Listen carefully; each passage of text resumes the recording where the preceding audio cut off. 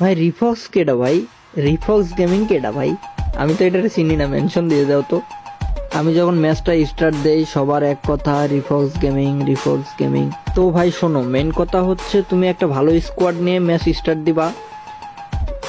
স্কোয়াডম্যান যদি তোমার টপ থাকে, রিজনের টপ থাকে, ওরা কিন্তু 100% চাইবে ম্যাচটা ভুইয়া হোক।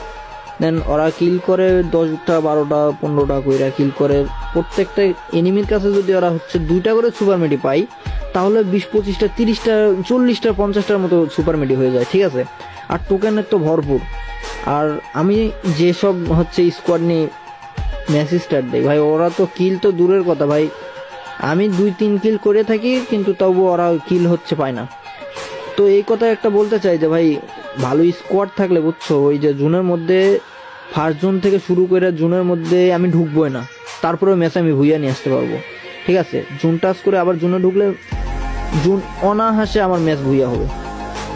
তো মেন কথা ভাই, হুদাই এই যে হচ্ছে তোমরা এসব বইলো না যে রিফক্স গেমিং বাংলাদেশ টপ জোন পুষার।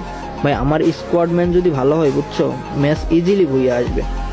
এরকম করতে করতে ভাই আমার দেখি যে 16টা সুপার মেডিকেট আছে, মাত্র 7,000 টোকেন ছিল আমার কাছে। হ্যাঁ, সবাই মিলে 7,000 টোকেন দিছে আমারে। তো ভাই হুদাই অন্যের পা চাইতে লাভ নেই, নিজে কোনো কিছু করতে শেখাও, ঠিক আছে। এই যে বলতেছো যে রিফক্স গেমিং বাংলাদেশের বেস্ট জোন পুষার, ভাই অন্যেরটা দেখে লাভ আর নেই, নিজেরটা যতদিনে করতে পারবা তখন আইসা বললো যে হ্যাঁ আমি করি।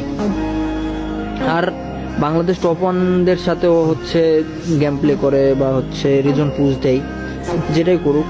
তো সবাই তো দেখে ওইরকম। আর স্ক্রিপ্টেড ভিডিও ভাই সবাই বানাতে পারে। এই যে যেরকম আমি একটা কালকে ভুইয়া নিছি, দেন আমি ভিডিওটা পোস্ট করলাম।